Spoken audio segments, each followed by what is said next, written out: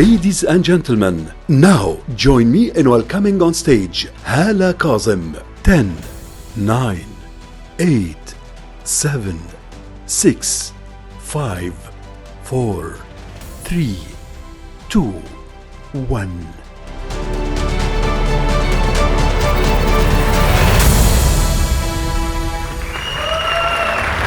Before I do talk, I just want to thank so much Dubai University and Dr. Isa Besteki for even thinking of me and bringing me here. It's a great audience, full house. That's amazing. Okay, anyway, my journey, it's been a very, very interesting journey from a little girl from Jumeirah that I was very naughty. I was a tomboy playing with boys all the time. I was the number 14 in the countdown of my, brothers and sisters. My father, I don't know if you have watched my video with my son Anas. It says a lot about my journey. But anyway, so being the youngest, I was very naughty. I hated school. And I was dyslexic. So at young age, I've been through so much, good and bad. I had an amazing childhood, an amazing time to play, and a lot of sadness too. So my life was a journey, mixed of all things. Did I ever think I'll be standing here or walking with you guys? No, I never did, because being different was not acceptable. And I'm sure a lot of people until now struggle being different and being a girl different, because you have to be in a typical way and behave in a typical behavior. I used to play a lot in the neighborhood, bicycles and all the nice games. Growing up, went to school. They didn't know that I'm dyslexic, so suffered a lot because nobody knew what is dyslexia. And, just recently we got to know what is dyslexia. So they thought, nah, mo bshatra, she's not good at school, she's lazy. Hala likes to dance. Until now I like to dance. And Hala is like, she just wants to play. And for my struggle was the confusion I went through when I was a child, because if the teacher was good at teaching, I used to get very good marks. Yet, if she was not, I used to have these, you don't know this, but we used to have these red circles. Yes. You know it? Doctor, you don't even know these things. You didn't even practice. I mean, we had to go through that. Okay. So I used to get that. So it was confusing because I didn't understand. Am I stupid? Am I clever? Am I good at school? Am I not? Hi, doctor. Hi. So I really didn't know. So what was the next thing? Let's get married. That was back then until now the la la land and the dream and the, you want to get married and that's the only thing for women and all that. And I did when I was 17. So struggling with the school, I wanted to run away from school. My mother said, no, you have to finish your school, because my mother is from Bahrain and she was always after education. And I was running away from education, especially the academic one. So I said, let's get married.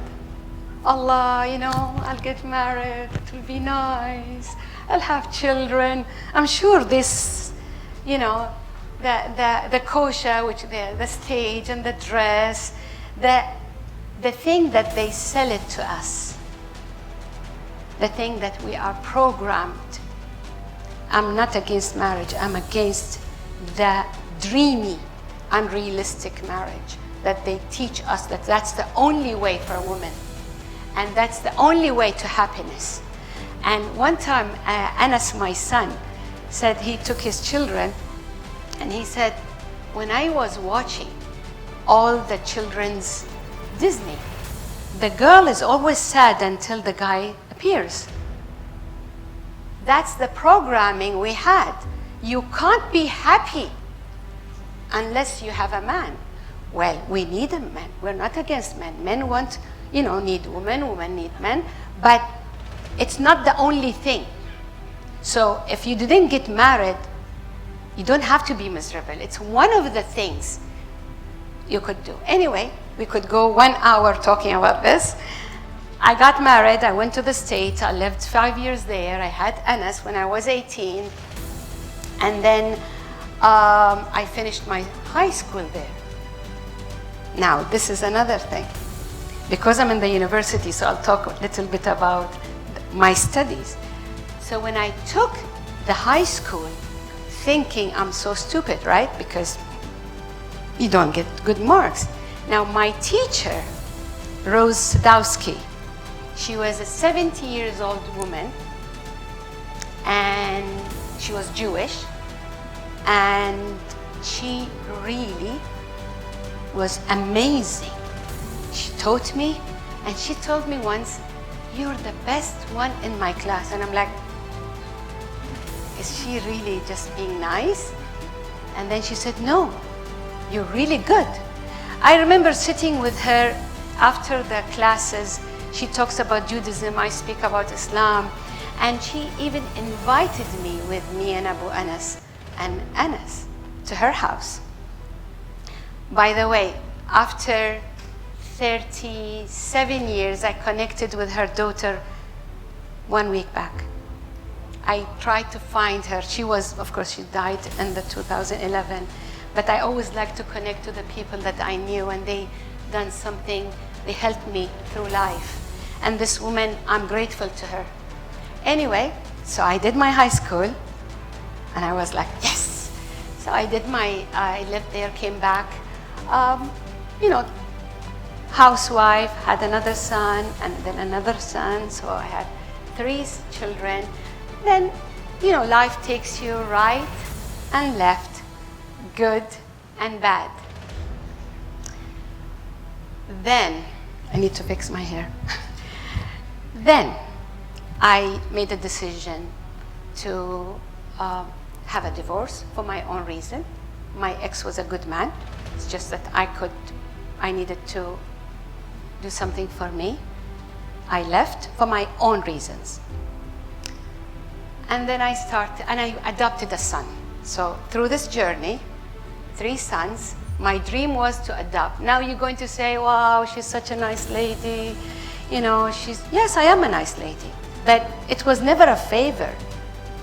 See, the things that go wrong, we think if we do something good to someone, it's a favor and I'm doing something good to someone. Well, my dear, there is always a return. And it's a selfish return. So when I give you something, what am I doing? Fulfilling something in me, right? So it's not a favor. It could never be a favor. So when mothers say, I sacrificed my life for you because of your father, the typical mothers, okay? Nobody sacrifices. You do it for your own reasons. So I adopted my son Tariq for selfish reasons, to fulfill my dream, to change somebody's life. I'm not degrading that you can take somebody to school, you can give them some clothes, but I wanted to change the destiny of a person. So I volunteered for 6 months, and I decided to fulfill my dream. That was before divorce. And let me tell you a little bit about Tariq. And by the way, Tariq knows I speak about him, and he said to me, it could change somebody else's life.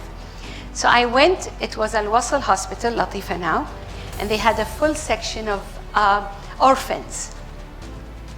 So they told me there was an American lady that she used to do the volunteer job. So I said, I want to do this. So I go to this huge room, so many children playing around, and Tariq runs in front of me. Now, this is like a movie, because literally, he ran in front of me, gave me a huge smile, and I said, I want this boy. Until today, my whole body shivers because he gave me the privilege of fulfilling my dream. This is a little boy, Asian origin. So he joined my family. Now, the difference between having your own children and adopting, your own children, you have no choice but loving them because it's by nature. God gave you some, that nature, and you have them and you feel that. When you adopt, you have to learn to love them. So that's why I always say he upgraded me. He made me love more. Love someone doesn't look like me, is not my own, is literally a stranger, but he became my son. And I remember when he's 24 now, and when he wanted to go to شو الخدمة الوطنية? National Service, I freaked out. I was like, oh my God. Here I knew how much I love him. I was like, if he goes, I don't want anybody to bully him. And maybe, racism, maybe everything you think about being a mother. And I went to the general. I went to speak. I told them, okay, let him finish his school, then you can take him because he'll be more grown up and all that. But they said no. So for 3 weeks, they were not supposed to call me. Me and my husband, just to let you know, I remarried, okay? We were going crazy, missing him. We feel like Tariq is such a quiet guy, selfish, efficient, like he doesn't ask for anything, and he's such a good boy. But we just felt something is not right in the house, something we're missing. Then here, and I remember driving a car, and I was like crying that I hope Allah protects him there. And that's where I really knew he is my son. No difference than any of my other sons. I always cry. Thank you. So that was my journey. I adopted him, and then life took me, and then I wanted to fall in love again. Or I wanted to fall in love because the first one was arranged marriage. And the idea again, I want to fall in love. And I want to get married to somebody I fall in love with. And I met Mac, half Scottish, half Egyptian. We fell in love, and my family welcomed him, although I was so afraid that they are not going to accept him because he's not Emirati.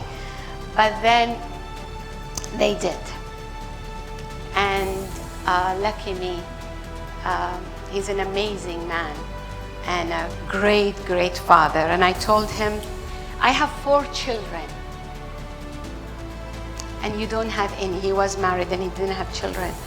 I want to give you a gift of a child so you understand when I want to meet my children, when I'm running to see them, because they didn't live with me. And I gave him Hassan. 5 sons. Even when I changed the husband, another son. Anyway, so that was until Hassan grew up a bit, and then I started feeling, nope. I worked for Salat for 5 years before that, but then I felt something is missing. There must be something more than this for you, Hala. And for 3 years, I drove my husband and kids crazy because I'm sure Dr. Isa can relate that Kazim family they're restless until they do what they really want to do. They're like, Arr. So anyway, I wanted to find something that fulfills me. And I remember I was in the plane with Anas. We were going somewhere, and the crew cabin came to me, and I just spoke to her a little bit, and then she started crying. Okay. Then on the way back, the same trip, the guy of the crew cabin talked to me, and I said something, and he started crying and sitting on the plane, on the floor, and telling me about his life. So my son said to me, you know, Mother, you have given us so much. It's your time now to give it to the world. Your mission is not just us. So I went and I decided to do something. You know, I kept looking for something. I tried so many things, and I failed big time. Don't change the word of failure. Don't say, no, failure, it means that. No, failure is a failure. So don't change it to make you feel better. Just say, I failed, and I'm going to try again. The problem is that we go into changing names and living a different reality. Reality is that you fail. You cook and you burn your food. That's a failing. You take a class and you're not good at it. That's not success. But so what? So what? Fail. But try again. So I did a lot of things. I tried this and I tried that. Nothing worked until I thought, you know what? I heard about hiking. Now, hiking for Emirati is, I didn't understand it actually, because we're a desert. Where you hike here? So I called my mentor and I told her, I heard about this, hiking thing. What is it? What is B&B? So she said, bread and breakfast. You walk from a place to place. And I'm like, okay. I heard about Camino de Santiago in Spain, North Spain. It's an over 1,000-year-old, path. Camino means the path. And it started with a religious thing, and now it's religious and tourism and hiking place. A very, very famous destination for hikers. So I went there, not knowing much about hiking, and they just send you what you need to, wear and whatever. And I started walking and walking and walking, 20 kilometers a day. So my feet used to be swollen, and I didn't know I put my feet in hot water. You should put it in a cold water. But that shows that we didn't have much of idea. And then I was with a group, American group, that there were professors and teachers at the university, and I started walking with them and talking. Then I realized, wow. So I sent a message to my friend and I said to her, will you do this walk with me if I arrange something for Emirati women? And she said, yes. Then I said, okay, let me try something else. Austria. And then, of course, I felt a bit confident, Now I know what is hiking. So I said, self-guided hiking. And I'm like, seriously? You don't know what's... Anyway, so I go for I apply, and I thought it would be like similar to the Camino. Camino, like hundreds of people are walking. When I went to Austria, there were nobody except me. And I'm like, okay, so I look at the picture, I go following the thing, and I go from a place to place. And some days, now this trip was really defined and helped me to be my own friend. We all run away from ourselves because we don't want to remember things, and we want to not talk about or think about or not remember things. But then, because you're alone, hours and hours in the forest, I remember one day I was crying, and I didn't have a choice but talking to Hala and deciding to be my own friend and starting to forgive myself. We're so harsh on ourselves. If somebody comes and says something to you, you say, you're judging me. You're so harsh. Yet, we are the worst to ourselves. We judge ourselves 24/7, our bodies, our looks, our national, everything. Any action you have done. and you don't even learn how to forgive yourself. Little bit of forgiveness, starting with that. So I started doing that, and I started some days I go on my prayer bead. Austria trip was a very, very important trip for me because it made me learn. Then I decided to do it as a business. So I developed this, I created a program for women to help them love themselves, take care of themselves, and I wanted to detach you from your husband, from your friends, from your children, from your family, from your country, all of you, and give you a time to say, it's my time. I'm away, I can think different, I can see things differently, and then I started developing more and more and more. So, Journey Through Change, my company, has done so many lectures and so many trips around the world. We hiked in Austria, Italy, Bali, Mauritius, France, Spain, Japan, everywhere. And we do workshops, we do well-being program, meditation. It all to help you learn to take care of yourself. Because you know what we have been taught? My happiness is to give others. Oh, that sounds good. But how could you give something you don't have? If I tell you, give me 10,000 dirham and you don't have except 10 dirhams, you tell me I don't. I'll tell you, no, you have to give me. But you don't have it. So you have to have something to give it, right? So that's what I teach women. Take care of your health, physically, mentally, emotionally, and then of course, spread it to do other things, lecture for men and women, coffee with Hala, session 1-to-1, walk with Hala in Dubai, 1-to-1, and all kinds of, even a day with Hala, which I'm having on the 7th of February. Thank you, thank you. Allah? Okay, I'll just end this with a quick thing that I had a lot of challenges in even my company, and it's okay because I was the first Arab woman that does create this program. But then imagine I reached to places that I never thought I would reach. I will end my talk, which I had wanted to say things more, okay, with this quote, with Maya Angelou is my role model.